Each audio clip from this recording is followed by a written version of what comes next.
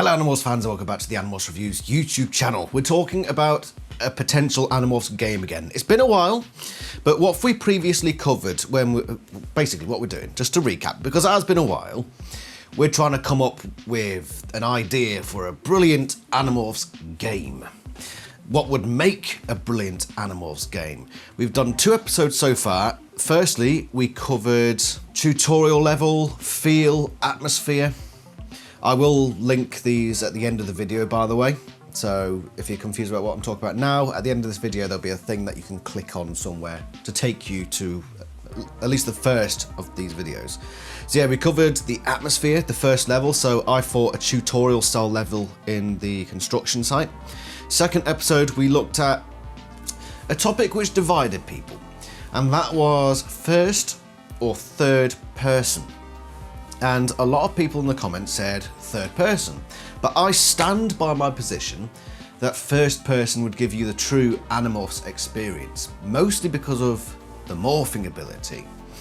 Some people said, oh, you need to be able to switch between first and third, but I think, you know, to be fully immersed, you need to be in first person for the entirety. So it feels like you are there.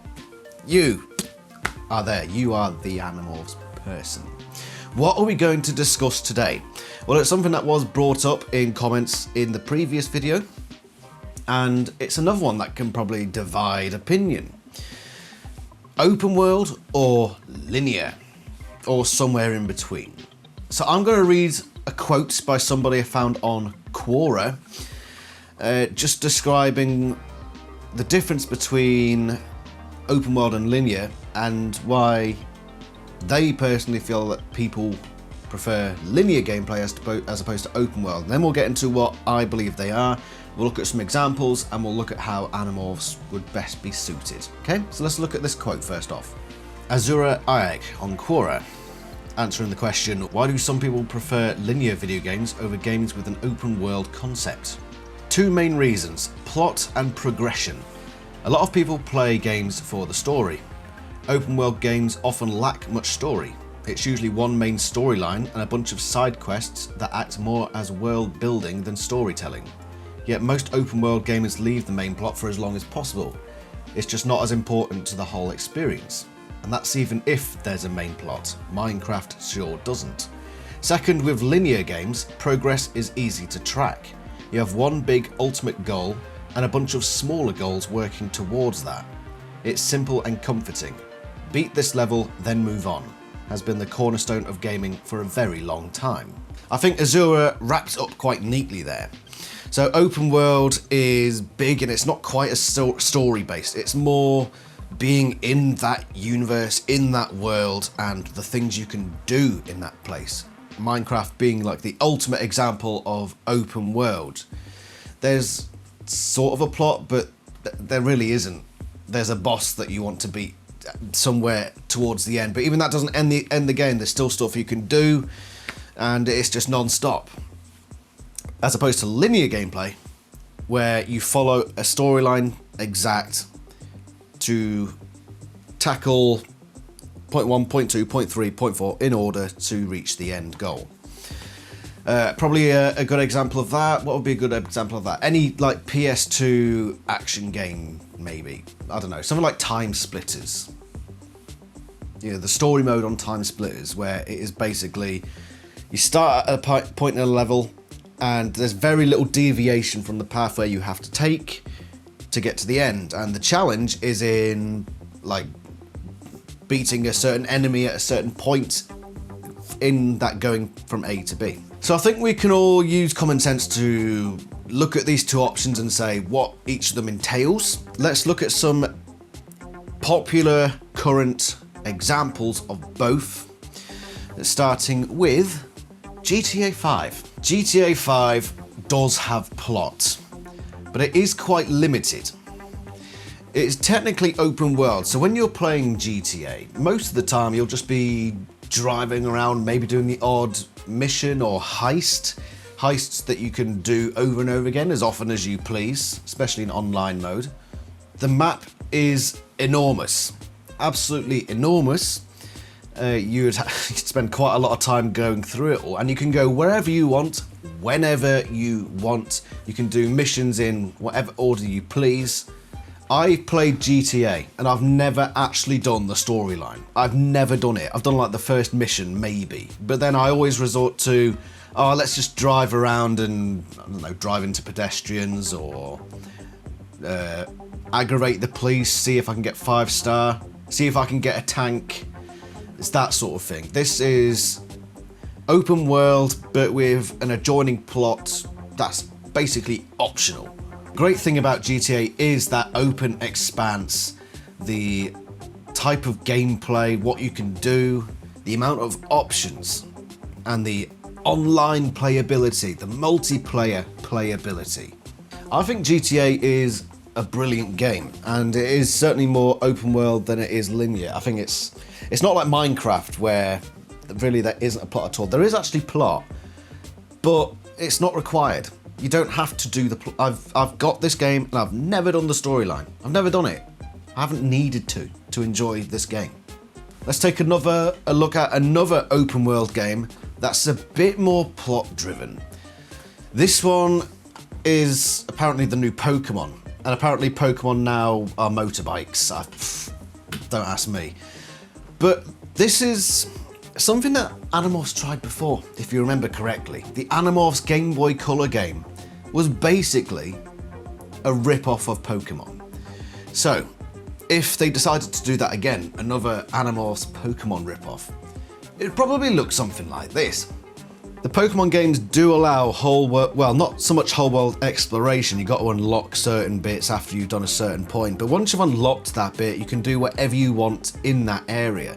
So it's a bit like GTA, but you have to complete the plot in order to do anything you want.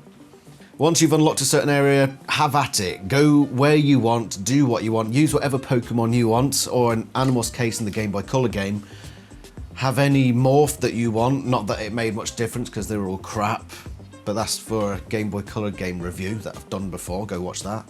Would this suit Animorphs now, considering they tried it in the past? Well, in the past it failed. Why did it fail? The mechanics weren't up to scratch, the graphics were crap, the story was crap, but, well, basically everything was crap, honestly. I think it would work better with this new 3D world format. And they'd have to do different stuff with the morphing system, because if you remember, you can only collect 5 different morphs. If that morph was defeated in battle, then that was it, you lost that morph, and you had to move on to the next morph. And if you got more than 5 morphs, then you had to lose one of those morphs. So it wasn't very Animorphs. It certainly didn't follow canon. If they did a game today, they could use, obviously games can take a lot more memory now, and you can put a lot more to them for less effort. It's like computers back in the day with these big hulking great machines, and now you can get basically the same amount of power in something teensy tiny. Animorphs Game Boy Color game Pokemon ripoff would probably be a lot better than what it was. Still crap, I think, but a lot better than what it was. I think it would need to do stuff differently, but we'll go into that now. So let's have a look at one more open world game before we move on to something a little more linear. Hogwarts Legacy. Probably a bit more like it, really, because Harry Potter and Animorphs have always been sort of side by side. We were released around the same time. Fantasy, sci-fi, you know, you fell into one of those two.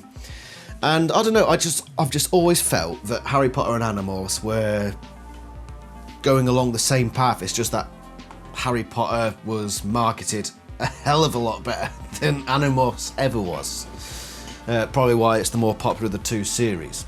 Hogwarts Legacy is a game that I have played, and I will continue that at some point, actually. I will have to finish this game. It is similar to Pokemon in that once you've unlocked an area, you can explore it to your heart's content, but in a way it's also more like GTA because you've got most of the map. It's just that some stuff you can't do in any particular area until you've unlocked like certain spells or something like that. So it's sort of a middle ground between Pokemon and GTA. It's also got a similar sort of feel, I think, to what an Animorphs plot would be like.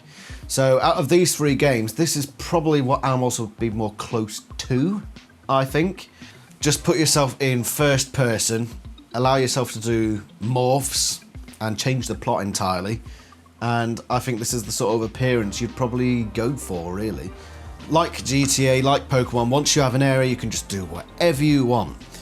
In this one, Hogwarts Legacy, I do think you have to do plot to really enjoy the game. GTA and Minecraft are the extremes where you don't actually have to do the plot.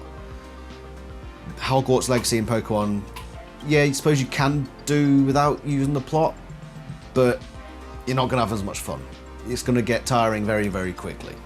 So let's move on now to something a little more linear. This is another game that was pretty popular when it came out. I still think it's popular now, and there's actually a TV series done for it. It's The Last of Us. This is the first Last of Us game, and it's effectively linear. And as we've explained, linear is basically you start at point 1 and the game funnels you towards point 2. You know, once you've passed a certain area, you're probably not going to go back there. You can't just carry on exploring it. You've got to go from one point to the other. And The Last of Us is one of those games. So he'll defeat this guy now, and that'll give him access to this next area. And what will probably happen is he'll never come back to this room he's in now. He'll have no need to. The whole point of the game is to achieve a mission by going from point A to point B, overcoming the challenges you find in between. I think one of the advantages of this style of gameplay is that you don't need as much stuff. It doesn't take as much time to make, because it's linear, you don't have to have a massive map. In Hogwarts Legacy, you've got the whole of Hogwarts and like the adjoining village and all that sort of stuff.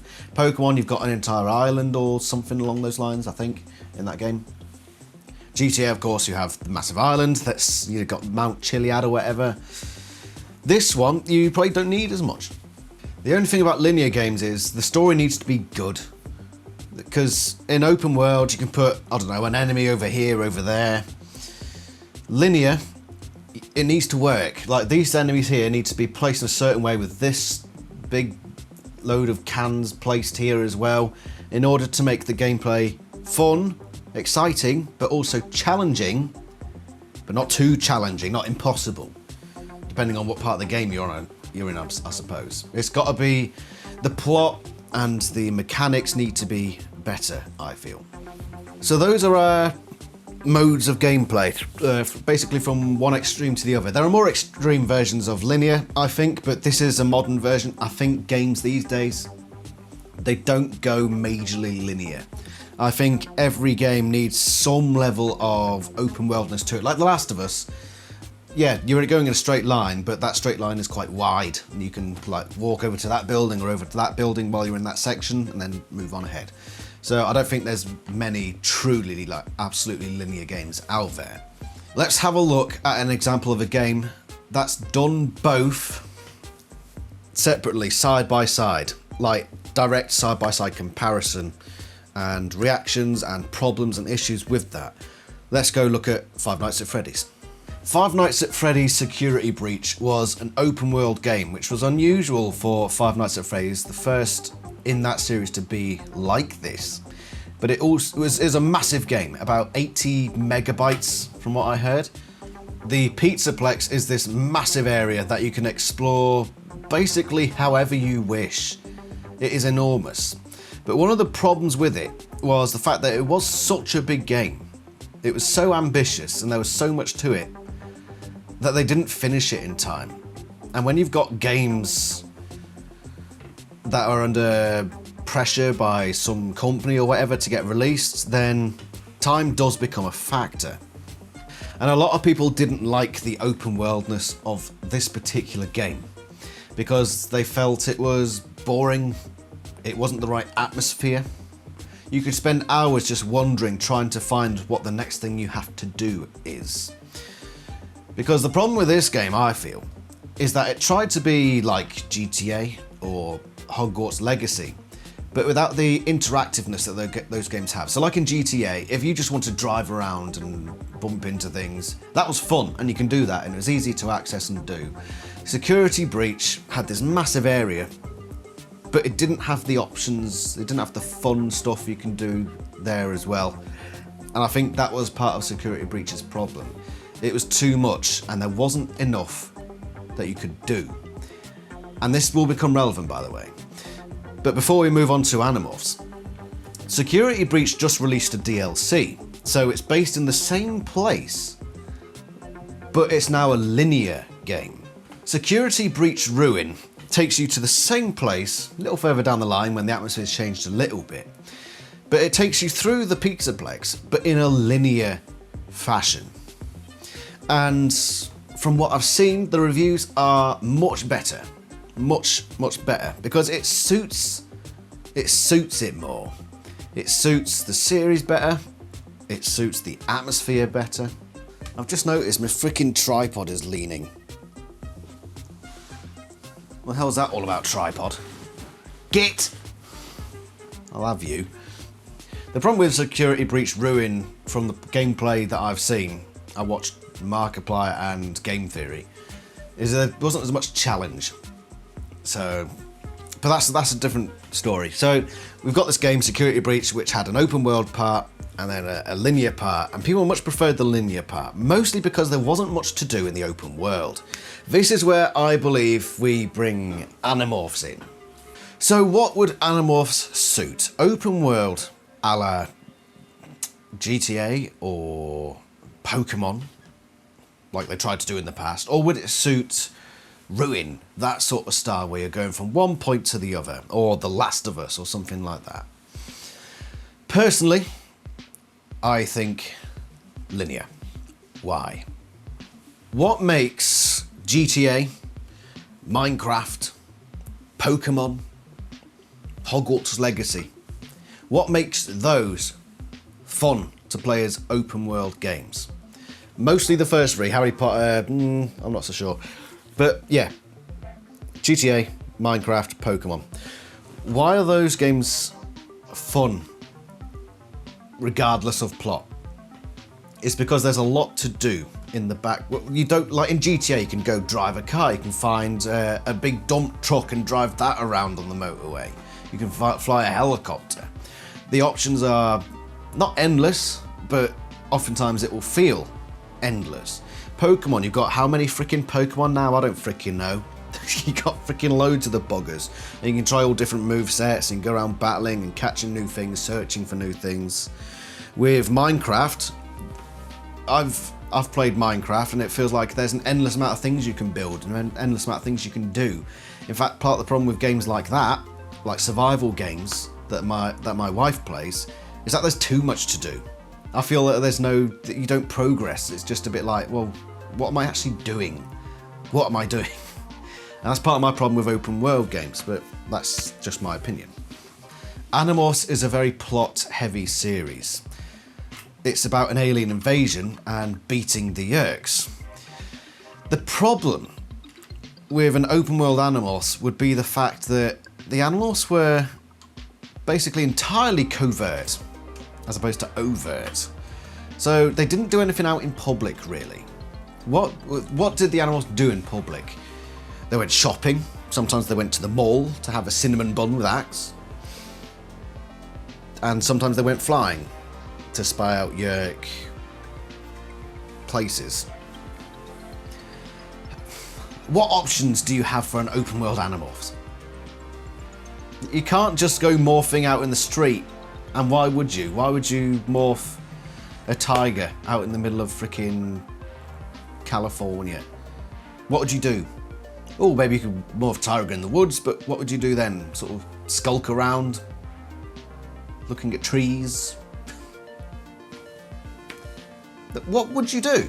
Because the Yeerks aren't going to have freaking random... It's not going to be like in the Animorphs Game Boy Color game where you find aliens just wandering around aimlessly, like where the frick did they go? No. So if you wanted like a proper Animorphs game, I don't think it can be open world, which is a shame because I do like the idea of open world games, but the idea of an Animorphs open world game just, it doesn't make sense to me. What would you do? How quickly would you get bored? The covert nature of the series necessitates that it be entirely plot driven, like The Last of Us like security breach ruin, because that's all you can do, really. To what extent do we make it open world? That's where I can compromise. So I think it needs to be heavily based on plot, and it needs to be linear. So I'm thinking, look at the closest we can get to open world is probably Hogwarts Legacy. So there is a definite plot, and in order to fully enjoy the game, you have to do that plot. But to what extent does it let you freely choose things? Because Hogwarts Legacy lets you do that. You can choose which house you're in for a start. You can choose the type of wand you have. And I think that's where we truly get that, we need that Animorphs freedom. When it gives you choices, it gives you limited choices, sort of like Alternamorphs books did. And some people have actually said that they'd like an Alternamorphs style Animorphs game. And if we wanted something like that, then Hogwarts Legacy would be the best example, or the closest example of what we could have. So you can make your own character. There's a character customization screen. So you get that choice. You can choose which wand you have. So you can choose what your main morph is, but you're limited. You get like 3 or 4 choices. You know, you don't have an open world. Oh, like in Minecraft, you can choose freaking birch wood or oak wood or all the hundreds of different woods out there or whatever. Or you can't build your house out of sand or something like that. You're limited in the choices you have, but it does give you that bit of feeling of, you know, got a bit of freedom. The main problem you're gonna have in summary, for the Animorphs game is the fact that the Animorphs are covert. So there's very little room for maneuver. And to be fair, that was the same for the Animorphs themselves. You know, they couldn't just do whatever they wanted. They had to, when they were using their powers, they had to do it responsibly. Jake had to freaking chastise them. Don't go morphin to go watch a rock concert somewhere, even though he technically did that. Or don't use it to harass circus employees or whatever. You know, that was stomped out pretty quickly in the series, so I don't think you'd be able to really do that. So to those of you in the previous video who said you'd like an open world Animorphs, tell me how it would work, because I don't see how it can. How would it not get boring very, very quickly? Unless what you could say, if you want an open world Animorphs, you have to take it away from the actual Animorphs. You have to take it to like the Andalites, just exploring space. But even then, why? I don't see why you'd do that.